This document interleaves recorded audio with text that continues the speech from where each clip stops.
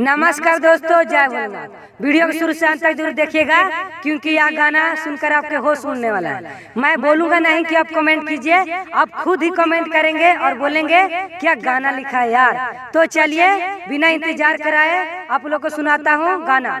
और एक बात बता दूं, आप मेरे चैनल पर नए हैं तो चैनल को सब्सक्राइब कर लीजिए फटाफट और लाइक कर लीजिए इसी तरह गाना सुनने के लिए। तो चलिए सुनाता हूँ, सुनिए। Let's go. देखिए दोस्तों, यही वह मुखड़ा है, बहुत ही अच्छे सजा कर लिखा हुआ है। और हर बार की तरह मैं कोशिश करूंगा कि इसे अच्छे से गाकर आप लोग को सुनाने की। तो आपसे रिक्वेस्ट है कि मेरे वीडियो को शुरू से अंत तक जरूर देखिएगा, तभी आपको गाना सुनने में अच्छा लगेगा। तो वीडियो को शुरू से अंत तक जरूर देखिएगा।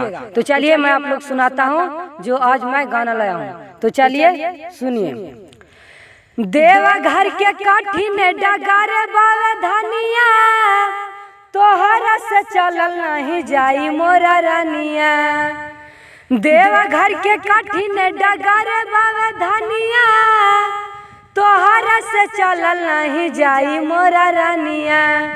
कान्हा पकावर कैसे लेके जाइबू, दिया बारे आइबू जल ढारे जाइबू, दिया बारे आइबू जल ढारे जाइबू। कैसा लगा? अच्छा लगा तो लाइक कीजिए। देखिए दोस्तों, फर्स्ट अंतरा ये भी बहुत ही अच्छे सजा कर लिखा हुआ है और आपको सुनने में बहुत ही अच्छा लगेगा। तो चलिए सुनाता हूँ आपको बिना टाइम वेस्ट के। तो सुनिए।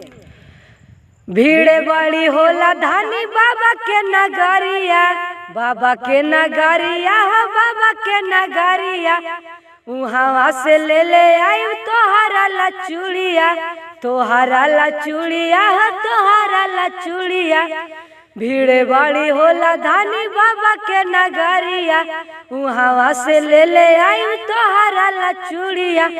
घर ही मनला धानी बड़ी पाइबू, दिया बारे आइबू जल ढारे जाइबू, दिया बारे आइबू जल ढारे जाइबू। कैसा लगा? अच्छा लगा तो लाइक कीजिए और चैनल को सब्सक्राइब कीजिए। तो आगे सुनिए, लास्ट अंतरा को सुनिए। तो चलिए सुनाता हूँ, सुनिए।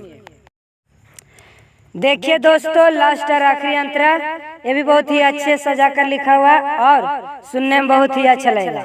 तो ध्यान से सुनिएगा। तो चलिए मैं आप लोग सुनाता हूँ, सुनिए। रोहित सारा माया अकेले जाते बाड़े, अकेले जाते बाड़े, अकेले जाते बाड़े।